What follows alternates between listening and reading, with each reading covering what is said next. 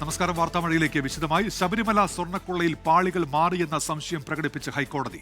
സന്നിധാനത്തെ strong റൂമിൽ ഇരിക്കുന്ന പാളികൾ വീണ്ടും പരിശോധിക്കാൻ ഹൈക്കോടതി SITക്ക് അനുമതി നൽകി. ഹൈക്കോടതി ഉത്തരവിന്റെ പകർപ്പ് 24 ലഭിച്ചു. പരിശോധനയ്ക്കായി SIT സംഘം ശബരിമലയിലെത്തി നാളെ പരിശോധന നടത്തും. ശബരിമലയിൽ വൻ കൊള്ള നടന്നുവെന്ന ഹൈക്കോടതിയുടെ സംശയം സാധൂകരിക്കുന്നതാണ് SIT ഇന്ന് സമർപ്പിച്ച ഇടക്കാല റിപ്പോർട്ട്. VSSCയിൽ നിന്ന് ലഭിച്ച ശാസ്ത്രീയ പരിശോധനാ ഫലം ഉൾപ്പെടെയാണ് റിപ്പോർട്ട് സമർപ്പിച്ചത്. ഇതോടെയാണ് സ്വർണം പൂശാൻ സന്നിധാനത്ത് നിന്ന് പുറത്തേക്ക് കൊണ്ടുപോയ പാളികൾ തന്നെയാണോ തിരിച്ചെത്തിയതെന്ന സംശയം ഹൈക്കോടതി പ്രകടിപ്പിച്ചത്. സന്നിധാനത്തെ സ്ട്രോങ് റൂമിലിരിക്കുന്ന വാതിൽപ്പാളിയും പ്രഭാമണ്ഡലം പാളിയും പരിശോധിക്കാൻ SITക്ക് അനുമതി നൽകി. സംഘം നാളെ ശബരിമല സന്നിധാനത്ത് വീണ്ടും എത്തും. കൊടിമരം മാറ്റിസ്ഥാപിച്ചതുമായി ബന്ധപ്പെട്ട ഇടപാടുകളിലേക്കും അന്വേഷണം വേണം. സംശയങ്ങൾ സമഗ്രമായ അന്വേഷണത്തിലൂടെയാണ് നീങ്ങേണ്ടത്. അഷ്ടദിക്പാലക വിഗ്രഹങ്ങളെക്കുറിച്ച് വിശദമായ അന്വേഷണം അനിവാര്യമാണ്. കൂടുതൽ സാക്ഷികൾ വേണം. VSSCയിലെ ശാസ്ത്രീയ വിദഗ്ധരുടെ മൊഴികൾ രേഖപ്പെടുത്തണം. പാളികൾ മാറിയെന്നുള്ളതിൽ കൃത്യത വേണം. പ്രധാന പ്രതികളുടെ ബാങ്ക് അക്കൗണ്ടുകൾ മരവിപ്പിച്ചുവെന്നും ഉത്തരവിൽ പറയുന്നു. PS പ്രശാന്ത് പ്രസിഡന്റായിരുന്ന 2024-25 വർഷത്തെ ഇടപാടുകളും അന്വേഷണ പരിധിയിലെന്ന് SIT. അന്വേഷണത്തിൽ തൃപ്തി രേഖപ്പെടുത്തിയ ഹൈക്കോടതി അന്വേഷണ സംഘത്തിൽ 2 ഉദ്യോഗസ്ഥരെ കൂടി ഉൾപ്പെടുത്തി. 24 കൊച്ചി. ബസ്സിലെ ലൈംഗിക അതിക്രമ ആരോപണത്തെ തുടർന്ന് യുവാവ് ആത്മഹത്യ ചെയ്ത സംഭവത്തിൽ സമൂഹ മാധ്യമങ്ങളിൽ വീഡിയോ പ്രചരിപ്പിച്ച യുവതിക്കെതിരെ കേസെടുത്തു. ആത്മഹത്യാ പ്രേരണാ കുറ്റം ചുമത്തി. ദീപകന്റെ അമ്മയുടെ പരാതിയിലാണ് കോഴിക്കോട് മെഡിക്കൽ കോളേജ് പോലീസിന്റെ നടപടി. യുവതിക്കെതിരെ ആത്മഹത്യാ പ്രേരണയ്ക്ക് കേസെടുക്കണമെന്ന് ദീപകിന്റെ കുടുംബം ആവശ്യപ്പെട്ടിരുന്നു. കോഴിക്കോട് മെഡിക്കൽ കോളേജ് പോലീസ് ദീപകിന്റെ മാതാപിതാക്കളുടെയും യുവതിയുടെയും മൊഴിയെടുത്തിരുന്നു. ഇതിന് പിന്നാലെയാണ് യുവതിക്കെതിരെ FIR രജിസ്റ്റർ ചെയ്തത്. ഇനി ആർക്കും ഇത്തരം ദുരനുഭവം ഉണ്ടാകരുതെന്ന് ദീപകിന്റെ മാതാപിതാക്കൾ. എൻ്റെ കുട്ടിക്ക് ഇത് താങ്ങാൻ പറ്റില്ല. അത്രത്തെ ഒരു പേർക്ക് ഈ വയസ്സ് വരെ എൻ്റെ കുട്ടി ഒരു ചീത്തപ്പേര് എൻ്റെ കുട്ടി പറയിപ്പിച്ചിട്ട്. യുവതിയുടെ പരാതി വ്യാജമാണെങ്കിൽ അംഗീകരിക്കാൻ കഴിയില്ലെന്ന് മന്ത്രി വീണ ജോർജ്. ഒരു സംഭവം വെച്ച് എല്ലാം സാമാന്യവൽക്കരിക്കാൻ കഴിയില്ലെന്നും മന്ത്രി. വ്യാജ പരാതികൾ വ്യാജമായിട്ടുള്ളത് എന്തും അത് നമുക്കൊരു കാരണവശാലും അങ്ങനെയാണെങ്കിൽ അറിയില്ല, നമുക്കത് അംഗീകരിക്കാനായിട്ട് കഴിയില്ല. പോലീസ് ഇത് കൃത്യമായിട്ട് അന്വേഷിച്ചിട്ട് എന്താണെന്നുള്ളത് കണ്ടെത്തട്ടെ. ഇതിൽ തെറ്റ് പറ്റിയിട്ടുണ്ടെങ്കിൽ പോലീസ് കേസെടുത്ത് തന്നെ മുന്നോട്ട് പോകും. അതിൽ യാതൊരു സംശയവുമില്ല. കുടുംബത്തിന് നിയമ പോരാട്ടത്തിന് എല്ലാ പിന്തുണയും നൽകുമെന്ന് DYFI കോഴിക്കോട് ജില്ലാ സെക്രട്ടറി അഡ്വക്കേറ്റ് LG ലിജീഷ് പറഞ്ഞു. 24 കോഴിക്കോട്. അഫ്ഗാനിസ്ഥാന്റെ തലസ്ഥാനമായ കാബൂളിലുണ്ടായ സ്ഫോടനത്തിൽ 7 പേർ കൊല്ലപ്പെട്ടതായി റിപ്പോർട്ടുകൾ. നിരവധി പേർക്ക് പരിക്കേറ്റു. ഷെഹർ ഇനാവിലെ തെരുവിലാണ് സ്ഫോടനമുണ്ടായത്. ചൈനീസ് റെസ്റ്റോറന്റിന് മുൻപിൽ കാർ പൊട്ടിത്തെറിച്ചാണ് സ്ഫോടനം. വിദേശികളടക്കം താമസിക്കുന്ന കാബൂളിൽ ഏറ്റവും സുരക്ഷിതമെന്ന് കരുതുന്ന മേഖലയിലാണ് സ്ഫോടനമുണ്ടായത്. ചൈനീസ് പൗരന്മാരെയാണ് ലക്ഷ്യമിട്ടത് എന്നാണ് സൂചന. സ്ഫോടനത്തിന് ഉത്തരവാദിത്തം ആരും ഏറ്റെടുത്തിട്ടില്ല. അന്വേഷണം പുരോഗമിക്കുകയാണെന്ന് കാബൂൾ ഭരണകൂടം പ്രതികരിച്ചു. പ്രതിരോധ നിക്ഷേപ ബഹിരാകാശ മേഖലകളിൽ കരാറിൽ ഒപ്പിട്ട് ഇന്ത്യയും UAEയും. UAE president Sheikh Mohamed bin Zayed Al നഹ്യാനും പ്രധാനമന്ത്രി നരേന്ദ്രമോദിയും ഡൽഹിയിൽ നടത്തിയ ചർച്ചയിലാണ് കരാറുകളിൽ തീരുമാനമായത്. UAE president Sheikh Mohamed bin Zayed Al നഹ്യാന്റെ 2 മണിക്കൂർ സന്ദർശനത്തിൽ ഇന്ത്യ ഒപ്പിട്ടത് സുപ്രധാനമായ നിരവധി കരാറുകളിൽ. പ്രതിരോധ മേഖലകളിൽ ഇരു രാജ്യങ്ങളും ധാരണയിലെത്തി. ഇന്ത്യയും UAEയും തമ്മിലുള്ള ബന്ധം വ്യക്തമാക്കുന്നതായിരിക്കും കരാറെന്ന് വിദേശകാര്യ secretary Vikram Misri. Mostly this discussion was about bilateral trade and the salutary impact that the India-UAE comprehensive economic partnership has had on bilateral trade and how we need to expand it in the coming years. ബഹിരാകാശ മേഖലയിലും ഇരു രാജ്യങ്ങൾ ഒരുമിച്ച് പ്രവർത്തിക്കും. ഗുജറാത്തിലെ നിക്ഷേപ കേന്ദ്രങ്ങളിൽ UAEയുടെ പങ്കാളിത്തത്തിനായി കരാറിൽ ഒപ്പുവെച്ചു. UAEയിൽ നിന്ന് ഇന്ത്യയിലേക്ക് LNG വിതരണം ചെയ്യുന്നതിനുള്ള കരാറിലും ഒപ്പുവെച്ചു. ഭക്ഷ്യസുരക്ഷ, ആണവ സഹകരണം സംബന്ധിച്ച വിഷയങ്ങളിലും ഇരു രാജ്യങ്ങളും ധാരണയിലെത്തി.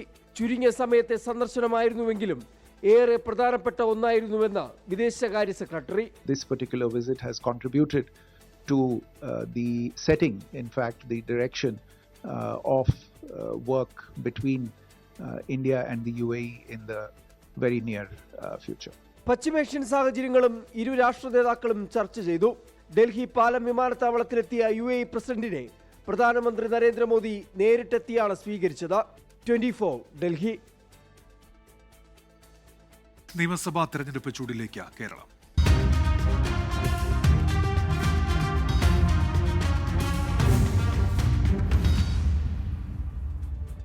കേരളത്തിലെ നിയമസഭാ തെരഞ്ഞെടുപ്പിൽ കോൺഗ്രസ് വൻ വിജയം നേടുമെന്ന് രാഹുൽ ഗാന്ധി. കൊച്ചിയിൽ മഹാപഞ്ചായത്ത് എന്ന പേരിൽ KPCC സംഘടിപ്പിച്ച തദ്ദേശ തെരഞ്ഞെടുപ്പ് വിജയാഘോഷത്തിൽ സംസാരിക്കുകയായിരുന്നു രാഹുൽ. അതിനിടെ വേദിയിൽ വേണ്ടത്ര പരിഗണന കിട്ടിയില്ലെന്നാരോപിച്ച് ഡോക്ടർ ശശി തരൂർ MP നേതൃത്വത്തെ അതൃപ്തി അറിയിച്ചു. നിയമസഭാ തെരഞ്ഞെടുപ്പിന് മുന്നോടിയായാണ് തദ്ദേശ തെരഞ്ഞെടുപ്പിൽ വിജയിച്ച ജനപ്രതിനിധികളെ ഉൾപ്പെടുത്തി കൊച്ചിയിൽ മഹാപഞ്ചായത്ത് സംഘടിപ്പിച്ചത്. സംസ്ഥാന സർക്കാരിനെ കടന്നാക്രമിക്കാതെയായിരുന്നു രാഹുൽ ഗാന്ധിയുടെ പ്രസംഗം. ഇന്ത്യ നിശബ്ദമായിരിക്കണമെന്ന് RSS ആഗ്രഹിക്കുന്നുവെന്നും കേരളത്തിലെ ജനങ്ങളെ നിശബ്ദമാക്കാനാകില്ലെന്നും Rahul Gandhi. The ideological attack of the BJP and the RSS is designed to create a culture of silence. They want India to remain silent, India not to express itself, and they want to deliver all the wealth of our country. CPIM-നെതിരെ വിമർശനവുമായി AICC general secretary KC വേണുഗോപാലും പ്രതിപക്ഷ നേതാവ് VD സതീശനും. ഈ നാടിനെ ഛിന്നഭിന്നമാക്കാൻ, ഈ നാടിനെ കുത്തിക്കീറാൻ ഇവിടെ കുറെ ആളുകൾ ശ്രമിക്കുമ്പോൾ അവർക്ക് കുടപിടിച്ചു കൊടുക്കുന്ന സമീപനം ഈ സംസ്ഥാനത്തെ ഗവൺമെന്റും അവർക്ക് നേതൃത്വം കൊടുക്കുന്ന CPM-ഉം ചെയ്യുമ്പോൾ അതിനെ നമ്മൾ ചോദ്യം ചെയ്യുക തന്നെ ചെയ്യും. കേരളത്തെ എങ്ങോട്ടാണ് ഇവർ കൊണ്ടുപോകുന്നത്? പിണറായി വിജയൻ ഈ കേരളത്തെ കൊണ്ടുപോകുന്നത് കണ്ടാൽ നമുക്ക് എല്ലാവർക്കും ഒന്നേ പറയാനുള്ളൂ, അയ്യപ്പ ഈ പിണറായിയെ രക്ഷിക്കണേ എന്നേ പറയാനുള്ളൂ എന്നുള്ളതാണ്. രാഹുൽ ഗാന്ധി വേദിയിൽ എത്തിയതിനു ശേഷം പ്രസംഗിച്ചവരുടെ കൂട്ടത്തിൽ ഉൾപ്പെടുത്താത്തതിൽ നേതൃത്വത്തെ ശശി തരൂർ MP അതൃപ്തി അറിയിച്ചു. ദീപാദാസ് മുൻഷിയോടാണ് തരൂർ പരാതി ഉന്നയിച്ചത്. 24 കൊച്ചി. കാസർഗോഡും മലപ്പുറവുമായി ബന്ധപ്പെട്ട വിവാദ പരാമർശത്തിൽ ഉറച്ച മന്ത്രി സജി ചെറിയാൻ പറഞ്ഞത് യാഥാർത്ഥ്യമെന്നും പ്രസ്താവന വളച്ചൊടിച്ചു എന്നുമാണ് സജി ചെറിയാന്റെ വിശദീകരണം. പരാമർശത്തിൽ CPIM നേതൃത്വത്തിന് അതൃപ്തിയുണ്ട്. പരാമർശങ്ങൾ സംബന്ധിച്ച ചോദ്യങ്ങളിൽ നിന്ന് സംസ്ഥാന സെക്രട്ടറി MV ഗോവിന്ദൻ ഒഴിഞ്ഞുമാറി. സജി ചെറിയാൻ ഒരു വിവാദ പരാമർശം നടത്തി. അത് അങ്ങനെ പറയാൻ പാടുണ്ടോ? അവരുടെ പേര് നോക്കി വിലയിരുത്താന്നുള്ളത്. മലപ്പുറത്തും കാസർഗോട്ടും ജയിച്ചവരുടെ പേര് നോക്കിയാൽ അറിയാം വർഗീയ ധ്രുവീകരണം നടന്നോ എന്ന സജി ചെറിയാന്റെ പരാമർശത്തെക്കുറിച്ചുള്ള ചോദ്യത്തിൽ നിന്നാണ് MV ഗോവിന്ദൻ ഇങ്ങനെ ഒഴിഞ്ഞുമാറിയത്. സജി ചെറിയാന്റെ പരാമർശത്തെ പാർട്ടി നേതൃത്വം എങ്ങനെ കാണുന്നു എന്നതിന്റെ പ്രകടമായ തെളിവാണിത്. നിയമസഭാ തെരഞ്ഞെടുപ്പ് അടുത്തിരിക്കെ സമൂഹത്തിൽ വർഗീയ വിഭജനം ഉണ്ടാക്കുന്ന തരത്തിലുള്ള പ്രതികരണം നടത്തിയത് ഗുരുതരമായ തെറ്റാണെന്നാണ് പാർട്ടിക്കുള്ളിൽ ഉയരുന്ന വിമർശനം. സംസ്ഥാന സെക്രട്ടേറിയറ്റ് അംഗമായ സജി ചെറിയാൻ ശ്രദ്ധയില്ലാത്ത പ്രതികരണങ്ങൾ നടത്തി നിരന്തരം വിവാദങ്ങൾ ഉണ്ടാക്കുന്നതിലും നേതാക്കൾക്ക് അതൃപ്തിയുണ്ട്. എന്നാൽ പറഞ്ഞതിൽ ഉറച്ചു നിൽക്കുകയാണെന്നാണ് സജി ചെറിയാന്റെ നിലപാട്. ഞാൻ വ്യക്തമായി എന്റെ നിലപാട് പറഞ്ഞു കഴിഞ്ഞു. ഞാൻ പറഞ്ഞതിനെ പറ്റി കൃത്യമായി ക്ലാരിഫൈ ചെയ്തു. ഏതെങ്കിലും ഒരു വിഭാഗത്തെ പറ്റില്ല. നിങ്ങൾ അവിടെ BJPക്ക് ജയിച്ച ആളുടെ പേരും ലീഗിന് വേണ്ടി ജയിച്ച ആളുടെ പേര് നോക്കിയാൽ മതി ഞാൻ പറഞ്ഞു. പ്രബല സമുദായ സംഘടനകൾ പ്രതിപക്ഷത്തെ വിമർശിച്ച സംഭവത്തിൽ നിന്ന് ശ്രദ്ധ തിരിക്കാനും സജി ചെറിയാന്റെ വിമർശനങ്ങൾ കാരണമായെന്ന് CPM നേതാക്കൾ ചൂണ്ടിക്കാട്ടുന്നു. 24 തിരുവനന്തപുരം. വർഗീയ പരാമർശത്തിൽ സജി ചെറിയാനെതിരെ വ്യാപക പ്രതിഷേധം. കേരളത്തിന്റെ ചരിത്രത്തിൽ ഒരു മന്ത്രിയും നടത്താത്ത പരാമർശമാണ് സജി ചെറിയാൻ നടത്തിയത് എന്ന് പ്രതിപക്ഷം കുറ്റപ്പെടുത്തി. സജി ചെറിയാന്റെ പരാമർശത്തിനെതിരെ കോൺഗ്രസും യൂത്ത് കോൺഗ്രസും പോലീസിൽ പരാതി നൽകി. സജി ചെറിയാനെ തള്ളി മുൻമന്ത്രി KT ജലീൽ രംഗത്തെത്തി. AK ബാലന്റെ ജമാഅത്ത് ഇസ്ലാമി വിവാദ പരാമർശത്തിലെ ചർച്ചകൾ കെട്ടടങ്ങും മുന്നേ മന്ത്രി സജി ചെറിയാൻ നടത്തിയ പ്രസ്താവന CPIM നേതൃത്വത്തിന്റെ അറിവോടെയെന്നാണ് പ്രതിപക്ഷത്തിന്റെ ആരോപണം. വർഗീയത ആളിക്കത്തിക്കാൻ കാത്തിരിക്കുന്നവരുടെ കയ്യിലേക്ക് തീപ്പന്തമെറിഞ്ഞു കൊടുക്കുന്നെന്നാണ് വിമർശനം. വർഗീയത ആളിക്കത്തിക്കാൻ വേണ്ടി ഒരു തീപ്പൊരി വീഴാൻ കാത്തു നിൽക്കുന്നവരുടെ കൈകളിലേക്ക് ഒരു തീപ്പന്തമാണ് ഇവർ എറിഞ്ഞു കൊടുക്കുന്നത് എന്നിവർ തിരിച്ചറിയണം. മുഖ്യമന്ത്രിയുടെ വാക്കുകളെ തുടർന്നാണ് ഇന്നലെ സജി ചെറിയാൻ വളരെ അപകടകരമായ ഒരു പ്രസംഗം ആലപ്പുഴയിൽ നടത്തിയത്. എത്ര അപകടകരമായ ഒരു പ്രസംഗമാണ്. സജി ചെറിയാന്റെ പരാമർശത്തിനെതിരെ മുസ്ലിം ലീഗും ഇന്ന് രംഗത്ത് വന്നു. ഉത്തരേന്ത്യയിൽ മാത്രം കേട്ട വർഗീയതയാണ് ഇവിടെ പറയുന്നതെന്ന് നേതാക്കൾ തുറന്നടിച്ചു. 4 വോട്ടുകൾക്ക് വേണ്ടി വർഗീയ ധ്രുവീകരണം ഉണ്ടാക്കുക എന്നുള്ളത് ലീഗിന്റെ ലക്ഷ്യമല്ല. ഇത്ര വലിയ വർഗീയത ഇതിനു മുമ്പ് അവർ പറഞ്ഞിട്ടില്ല. ഇപ്പോ ആ ആത്മവിശ്വാസം അങ്ങോട്ട് ഇല്ലാതായി ഒരു സ്റ്റേജിലെത്തി. അതുകൊണ്ടാണ് ഈ മലപ്പുറം പ്രസ്താവനയൊക്കെ. സജി ചെറിയാന്റെ വിവാദ പരാമർശം തള്ളി മുൻ മന്ത്രി KT ജലീൽ രംഗത്തെത്തി. ലീഗ് മത്സരിക്കുന്നിടത്ത് മുസ്ലിം സ്ഥാനാർത്ഥികൾ ജയിക്കുന്നു എന്നുള്ളത് അദ്ദേഹം പറഞ്ഞതുപോലുള്ള ഒരു വ്യാഖ്യാനം അല്ല എന്നാണ് എൻ്റെ അഭിപ്രായം. അതിനെ വലിയൊരു നിലക്ക് കാണേണ്ട യാതൊരു കാര്യമില്ല എന്നാണ് എനിക്ക് തോന്നുന്നത്. സജി ചെറിയാന്റെ പ്രസ്താവന RSS വോട്ട് നേടാനുള്ള ചെങ്ങന്നൂർ ഡീലോ സംസ്ഥാനതല ഡീലോ എന്നാണ് യൂത്ത് കോൺഗ്രസിന്റെ ചോദ്യം. പരാമർശത്തിനെതിരെ കോൺഗ്രസ് വക്താവ് VR അനൂപ് ചെങ്ങന്നൂർ പോലീസിൽ പരാതി നൽകി. News desk 24. ഭൂരിപക്ഷ വർഗീയതയെ ന്യൂനപക്ഷ വർഗീയത കൊണ്ട് എതിർക്കരുതെന്ന് മുഖ്യമന്ത്രി പിണറായി വിജയൻ. ഇല്ലാ കഥകൾ പ്രചരിപ്പിച്ച് കേരളത്തെ തികഴ്ത്താൻ ചിലർ ശ്രമിക്കുന്നു. ശബരിമല ശാസ്താവിനെ പോലെ വാവർക്കും ഈ നാട്ടിൽ പ്രാധാന്യമുണ്ടെന്ന് മുഖ്യമന്ത്രി പറഞ്ഞു.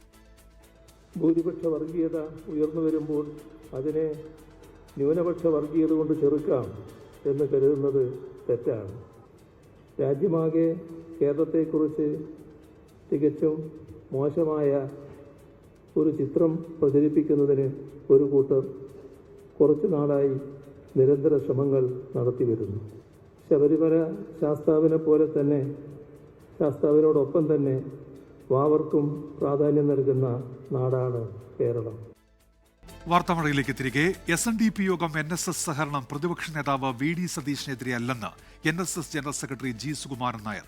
ഐക്യത്തിന് ആരുടെയും സഹായവും ഉപദേശവും ആവശ്യമില്ലെന്നും അദ്ദേഹം പ്രസ്താവനയിൽ പറഞ്ഞു. അതേസമയം നിയമസഭാ തെരഞ്ഞെടുപ്പിന് മുൻപ് NSS SNDP യോഗം ഐക്യത്തിന് കളമൊരുക്കാനാണ് ശ്രമം. ഐക്യം കാലത്തിന്റെ അനിവാര്യതയെന്നാണ് SNDPയുടെയും NSSന്റെയും നിലപാട്. നിയമസഭാ തെരഞ്ഞെടുപ്പിന് മുമ്പ് സാമൂഹ്യ വിഷയങ്ങളിലൂന്നി ഐക്യം സാധ്യമാക്കാനാണ് ശ്രമം. 21-ന് SNDP യോഗം ചേർന്ന് നിലപാട് വ്യക്തമാക്കും. അതിനുശേഷം NSS ഇക്കാര്യത്തിൽ തീരുമാനമെടുക്കും. സംവരണ വിഷയങ്ങൾ പോലെ ഭിന്നിപ്പിക്കാനുള്ള സാഹചര്യങ്ങൾ ഇല്ലാത്തതും ഐക്യത്തിന്റെ സാധ്യതകൾ വർദ്ധിപ്പിക്കുന്നുണ്ട്. അതേസമയം ഐക്യവിഷയത്തിൽ VD സതീശിനെ വലിച്ചിഴക്കുന്നതിൽ NSS വിമർശനമുന്നയിച്ചു. ഐക്യത്തിന് SNDP NSS മാത്രം വിചാരിച്ചാൽ മതി, അതിന് രാഷ്ട്രീയ നേതാക്കളുടെ ഉപദേശം വേണ്ടെന്നുമാണ് നിലപാട്. ഐക്യത്തെ സ്വാഗതം ചെയ്ത CPIM-ഉം കോൺഗ്രസും. എല്ലാവരും ചേർന്നു, ജാതി മത വിഭാഗങ്ങളെല്ലാം ചേർന്നു, എല്ലാം ഉള്ളതാണ് നാട്ടിൽ. അവരെല്ലാം ചേർന്ന് ഐക്യത്തോടെ മുന്നോട്ടേക്ക് പോകുന്നതായിരിക്കും നന്നാകുക. എല്ലാ മതസംഘടനകളും യോജിച്ചു പോകുന്നത് നല്ല കാര്യമാണ്. യോജിപ്പോടുകൂടി പോകുന്നത് നല്ലതാണ്. അവരെന്നും വഴക്കടിക്കണമെന്നുള്ള നിർബന്ധമൊന്നും നമ്മൾ കാണിക്കേണ്ട കാര്യം എന്താ? ഇതിനിടെ G സുകുമാരൻ നായർക്കെതിരെ BJP നേതാവ് K സുരേന്ദ്രൻ രംഗത്തെത്തി. നായർ ഈഴവ സമുദായങ്ങളുടെ കുത്തക ഏതെങ്കിലും സംഘടനയ്ക്കല്ലെന്ന പ്രതികരണം. അതിപ്പോ നായർ സമുദായത്തിന്റെ കുത്തക ഏതെങ്കിലും സംഘടനയ്ക്കല്ല, ഈഴവ സമുദായത്തിന്റെ കുത്തക ഏതെങ്കിലും സംഘടനയ്ക്കല്ല. അപ്പൊ അത്തരം പരാമർശങ്ങളെ ഒന്നും ഞങ്ങൾ കാണുന്നില്ല. 24 കോട്ടയം. സമുദായ നേതാക്കളുടെ വിമർശനത്തിൽ പാർട്ടിയിൽ നിന്ന് പിന്തുണയില്ലെങ്കിലും നിലപാടിൽ ഉറച്ച് പ്രതിപക്ഷ നേതാവ് VD സതീശൻ. സമുദായ നേതാക്കളെക്കുറിച്ച് മോശമായി പറയില്ലെന്ന് പ്രതികരിച്ച VD സതീശൻ എന്നാൽ വർഗീയതയ്ക്കെതിരെ പോരാടുമെന്നും വ്യക്തമാക്കി. വ്യക്തിപരമായി രാഷ്ട്രീയ ജീവിതത്തിൽ എന്ത് നഷ്ടം വന്നാലും പ്രശ്നമില്ലെന്നും VD സതീശൻ പറഞ്ഞു. സമുദായ നേതാക്കളുമായി സൗഹൃദത്തിൽ പോകാനാണ് കോൺഗ്രസ് ആഗ്രഹിക്കുന്നത് എന്ന സണ്ണി ജോസഫിന്റെ പ്രതികരണം. പ്രബല സമുദായ സംഘടനാ നേതാക്കൾ വാളെടുത്ത് നിൽക്കുമ്പോഴും പ്രതിപക്ഷ നേതാവ് VD സതീശന് കുലുക്കമില്ല. വർഗീയതയോട് സന്ധിയില്ലെന്ന് പ്രഖ്യാപിക്കുന്ന സതീശൻ ഏതാക്രമണവും കുന്തമുനിയും നേരിടാൻ തയ്യാറാണെന്നാണ് പറയുന്നത്. വർഗീയതയോട് ഏറ്റുമുട്ടി തോറ്റു നിലത്ത് വീണാൽ അത് വീരോചിത ചരമമായിരിക്കും. താൻ പറഞ്ഞത് കോൺഗ്രസിന്റെയും UDFന്റെയും നിലപാടാണെന്നും സതീശൻ വ്യക്തമാക്കുന്നു. വർഗീയതയ്ക്കെതിരായ ഒരു നിലപാടെടുത്തതിന്റെ പേരിൽ ഏത് ആക്രമണങ്ങളെയും ഏത് കുന്തമുനകളെയും നേരിടാൻ ഞാൻ തയ്യാറാണ്. വർഗീയതയുമായി ഏറ്റുമുട്ടി തോറ്റ് നിലത്ത് വീണാലും അത് വീരോചിതമായ ചരമമായിരിക്കും. ഞാൻ പറഞ്ഞിരിക്കുന്നത് ഇന്ത്യൻ നാഷണൽ കോൺഗ്രസിന്റെ നിലപാടാണ്. നിയമസഭാ തെരഞ്ഞെടുപ്പിന് ദിവസങ്ങൾ മാത്രം ശേഷിക്കെ പ്രബല ഹൈന്ദവ സമുദായങ്ങളുമായി കൊമ്പുകോർക്കേണ്ടതില്ലെന്ന നിലപാടിലാണ് കോൺഗ്രസ് നേതൃത്വം. അതുകൊണ്ടാണ് VD സതീശിന്റെ പിന്തുണ പ്രഖ്യാപിച്ച് രംഗത്ത് വരാൻ നേതാക്കൾ മടിക്കുന്നത്. അനുനയ നീക്കത്തിന്റെ ഭാഗമായി ഇന്നലെ NSS ആസ്ഥാനത്ത് പോയ കൊടുക്കൽ സുരേഷും UDF കൺവീനറായ അടൂർ പ്രകാശും ഇത് സംബന്ധിച്ച ചോദ്യങ്ങളിൽ നിന്ന് തന്നെ ഒഴിഞ്ഞുമാറി. പ്രതികരിച്ച KPCC അധ്യക്ഷനാകട്ടെ കരുതലോടെയാണ് മറുപടി പറഞ്ഞത്. ചില പരാമർശങ്ങൾ വ്യക്തിപരമായിട്ടുണ്ട്. അത്തരം വ്യക്തിപരമായ പരാമർശങ്ങൾ ഒഴിവാക്കേണ്ടതായിരുന്നു. ഞങ്ങൾ നല്ല സൗഹൃദം നിലനിർത്താൻ വേണ്ടി പൂർണ്ണമായിട്ടും പരിശ്രമിക്കുന്നതാണ്. പ്രവർത്തക സമിതി അംഗവും മുൻ പ്രതിപക്ഷ നേതാവുമായ ചെന്നിത്തലയുടെ പ്രതികരണവും കരുതലോടെ തന്നെ. ഞങ്ങൾക്ക് ഞങ്ങളുടെ പാർട്ടിയുടേതായ ഒരു നയമുണ്ട്. അതാണ് പ്രതിപക്ഷ നേതാവും പറഞ്ഞുകൊണ്ടിരിക്കുന്നത്. ജനങ്ങളെ സംബന്ധിച്ചിടത്തോളം വർഗീയതയ്ക്കെതിരായിട്ടുള്ളൊരു പോരാട്ടം നമുക്ക് അനിവാര്യമാണ്. ഞാൻ NSSന്റെ SNDPയുടെ ഒന്നും പ്രാധാന്യം കുറച്ച് കാണുന്ന ഒരാളല്ല. അവരൊക്കെ കേരള സമൂഹത്തിന് വലിയ സംഭാവന നൽകിയിട്ടുള്ള പ്രസ്ഥാനങ്ങളാണ്. K മുരളീധരൻ മാത്രമാണ് VD സതീശിനെ പിന്തുണച്ച് രംഗത്ത് വന്നത്. 24 തിരുവനന്തപുരം. BJP ദേശീയ അധ്യക്ഷനായി വർക്കിംഗ് പ്രസിഡന്റ് നിതിൻ നബീൻ എതിരില്ലാതെ തെരഞ്ഞെടുത്തു. നാളെയാണ് ഔദ്യോഗിക പ്രഖ്യാപനം. 46-കാരനായ നബീൻ BJP ദേശീയ അധ്യക്ഷ പദവിയിലെത്തുന്ന ഏറ്റവും പ്രായം കുറഞ്ഞയാളാണ്. പതിവ് വഴികളെല്ലാം അപ്രസക്തമാക്കിയാണ് നിതിൻ നബീൻ BJPയുടെ 12ാമത് ദേശീയ അധ്യക്ഷ സ്ഥാനത്തേക്ക് എത്തുന്നത്. ഡൽഹി BJP ആസ്ഥാനത്ത് പ്രധാനമന്ത്രി നരേന്ദ്രമോദി, ആഭ്യന്തരമന്ത്രി അമിത്ഷാ എന്നിവരുടെ സാന്നിധ്യത്തിലായിരുന്നു തെരഞ്ഞെടുപ്പ്. നിലവിലെ BJP അധ്യക്ഷൻ JP നദ്ദയും പ്രതിരോധ മന്ത്രി രാജ്നാഥ് സിംഗും നിതിൻ നബീന്റെ നാമനിർദ്ദേശ പത്രിക റിട്ടേണിംഗ് ഓഫീസർ K ലക്ഷ്മണിന് കൈമാറി. മുഖ്യമന്ത്രിമാരായ യോഗി ആദിത്യനാഥ്, പുഷ്കർ സിംഗ് ധാമി, നയാബ് സിംഗ് സൈനി, പ്രമോദ് സാവന്ത് എന്നിവരും ചടങ്ങിൽ പങ്കെടുത്തു. കേരളമടക്കം എല്ലാ സംസ്ഥാനങ്ങളും നിതിൻ നബീന് പിന്തുണ നൽകിയെന്ന് K സുരേന്ദ്രൻ. BJPയിൽ കുടുംബാധിപത്യമില്ലെന്നും ഇത് തലമുറ മാറ്റത്തിന്റെ സൂചനയെന്നും സുരേന്ദ്രൻ. കേരളം ഉൾപ്പെടെയുള്ള എല്ലാ സംസ്ഥാനങ്ങളിലെ പാർട്ടി ഘടകങ്ങളും എല്ലാവരും ഏകകണ്ഠമായിട്ട് നാമനിർദ്ദേശം ചെയ്തിരിക്കുന്നത് പാർട്ടി അധ്യക്ഷനായിട്ട് ശ്രീ നിതിൻ നബീൻ എന്ന് പറയുന്ന ഒരു യുവ നേതാവിനെയാണ്. ഭാരതീയ ജനതാ പാർട്ടിക്ക് കുടുംബാധിപത്യമോ അല്ലെങ്കിൽ മറ്റെന്തെങ്കിലും പിന്തുടർച്ചാവകാശമോ ഒന്നുമില്ലാത്ത ഒരു പാർട്ടിയാണ്. യുവമോർച്ചയിലൂടെയാണ് നിതിൻ സജീവ രാഷ്ട്രീയത്തിലേക്ക് എത്തിയത്. 2006 പാട്ന വെസ്റ്റ് മണ്ഡലത്തിൽ നിന്ന് വിജയിച്ച നിതിൻ 5 തവണ ബീഹാർ നിയമസഭയിലെത്തി. BJP വർക്കിംഗ് പ്രസിഡന്റ് സ്ഥാനത്തേക്ക് പരിഗണിക്കുമ്പോൾ നിതീഷ് കുമാർ മന്ത്രിസഭയിൽ അംഗമായിരുന്നു. കേരളം, ബംഗാൾ, അസം, തമിഴ്നാട് അടക്കമുള്ള സംസ്ഥാന നിയമസഭാ തെരഞ്ഞെടുപ്പുകളാണ് പുതിയ അധ്യക്ഷനെ കാത്തിരിക്കുന്ന ആദ്യ ദൗത്യം. BJPയുടെ ചരിത്രത്തിലെ ഏറ്റവും പ്രായം കുറഞ്ഞ ദേശീയ അധ്യക്ഷനെ തെരഞ്ഞെടുക്കാനുള്ള ഒരുക്കങ്ങൾ പൂർത്തിയായി കഴിഞ്ഞു. നിതിൻ നബിൻ മാത്രമാണ് നാമനിർദ്ദേശ പത്രിക നൽകിയിട്ടുള്ളത്. സൂക്ഷ്മ പരിശോധന പൂർത്തിയായി. നിതിൻ നബിന് എല്ലാ വിജയാശംസകളും നേരുന്നുവെന്ന് പ്രധാനമന്ത്രി നരേന്ദ്രമോദിയും മറ്റ് BJP ദേശീയ നേതാക്കളും പറഞ്ഞു കഴിഞ്ഞു. അതായത് നിതിൻ നബിൻ നാളെ ഔദ്യോഗികമായി BJP ദേശീയ അധ്യക്ഷനാകും.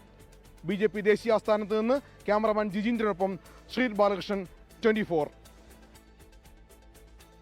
കരൂർ ദുരന്തത്തിൽ TVK നേതാവ് വിജയുടെ മൊഴി രേഖപ്പെടുത്തുന്നത് പൂർത്തിയാക്കി CBI. നേരത്തെ നൽകിയ മൊഴികളിൽ കൂടുതൽ വ്യക്തത തേടിയാണ് വിജയെ വീണ്ടും വിളിച്ചു വരുത്തിയത്. കേസിൽ വിജയ്ക്കെതിരെ തമിഴ്നാട് പോലീസ് മൊഴി നൽകി. റാലിയിൽ വലിയ ജനപങ്കാളിത്തം ഉണ്ടാകുമെന്ന് TVK അറിയിച്ചില്ല എന്നാണ് തമിഴ്നാട് പോലീസ് CBIക്ക് മുൻപിൽ വ്യക്തമാക്കിയത്. ഡൽഹി CBI ആസ്ഥാനത്ത് വെച്ചാണ് വിജയുടെ മൊഴി അന്വേഷണ സംഘം രേഖപ്പെടുത്തിയത്. കഴിഞ്ഞ തിങ്കളാഴ്ച തമിഴ്നാട് സായുധ പോലീസ് DGP ഡേവിഡ്സൺ ദേവാശീർവാദം നൽകിയ മൊഴി വിജയ്ക്കും TVKയ്ക്കും എതിരെയാണ്. റാലിയിൽ വലിയ ജനപങ്കാളിത്തം ഉണ്ടാകുമെന്ന വിവരം TVK പോലീസിനെ അറിയിച്ചില്ല. 30,000 പേർ എത്തിയതാണ് അപകടത്തിലേക്ക് നയിച്ച കാരണങ്ങളിലൊന്നെന്നും തമിഴ്നാട് പോലീസ് മൊഴി നൽകി. പോലീസ് നൽകിയ മൊഴിയുടെ അടിസ്ഥാനത്തിൽ ഇന്ന് വിജയോട് CBI കൂടുതൽ വിവരങ്ങൾ തേടിയെന്നാണ് വിവരം. കേസിൽ TVK നേതാക്കൾ നൽകിയ മൊഴിയും വിജയുടെ മൊഴിയും തമ്മിൽ വൈരുദ്ധ്യമുണ്ടോ എന്നും CBI പരിശോധിക്കും. ദുരന്തത്തിന് പിന്നിൽ ഗൂഢാലോചന നടന്നതായുള്ള ആരോപണങ്ങൾ കേന്ദ്രീകരിച്ചും വിജയോട് വിവരങ്ങൾ തേടിയതായാണ് സൂചന. കരൂർ വേദിയിൽ 7 മണിക്കൂർ വൈകിയതിന് കാരണമെന്താണ്, അപകടം തിരിച്ചറിഞ്ഞിട്ടും പ്രസംഗം തുടർന്നത് എന്തുകൊണ്ട് തുടങ്ങിയ ചോദ്യങ്ങളിലാണ് CBI വ്യക്തത തേടിയത്. 24 ഡൽഹി. വാർത്താമഴയിലേക്ക് തിരികെ. രണ്ടാം പിണറായി സർക്കാരിന്റെ അവസാന നിയമസഭാ സമ്മേളനത്തിന് നാളെ തുടക്കമാകും. നയപ്രഖ്യാപന പ്രസംഗത്തിൽ തിരുത്തൽ വേണമെന്ന ഗവർണറുടെ ആവശ്യം സംസ്ഥാന സർക്കാർ തള്ളി. കേന്ദ്രത്തിന് എതിരായ വിമർശനത്തിൽ തിരുത്തൽ വേണം എന്നായിരുന്നു ഗവർണറുടെ ആവശ്യം. എന്നാൽ പ്രസംഗത്തിൽ മാറ്റം വരുത്താതെ സർക്കാർ ലോക് ഭവന് മടക്കി അയച്ചു. തിരുത്തിയില്ലെങ്കിലും നയപ്രഖ്യാപന പ്രസംഗം മുഴുവൻ വായിക്കാനാണ് ഗവർണറുടെ തീരുമാനം.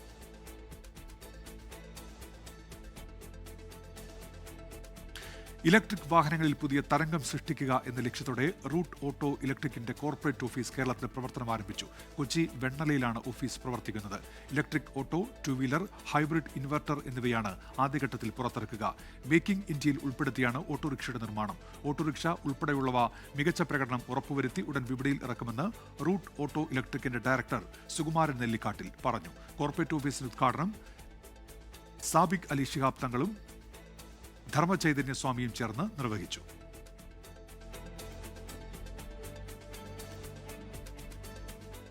ഉന്നാവ് പീഡനക്കേസിൽ BJP മുൻ MLA കുൽദീപ് സിംഗ് സെൻഗറിന് തിരിച്ചടി. അതിജീവിതയുടെ അച്ഛനെ പോലീസ് സ്റ്റേഷനിൽ മർദ്ദിച്ച് കൊലപ്പെടുത്തിയ കേസിൽ ശിക്ഷ റദ്ദാക്കണമെന്ന ഹർജി തള്ളി. 10 വർഷത്തെ തടവ് ശിക്ഷ സ്റ്റേ ചെയ്യാൻ ഡൽഹി ഹൈക്കോടതി വിസമ്മതിച്ചു.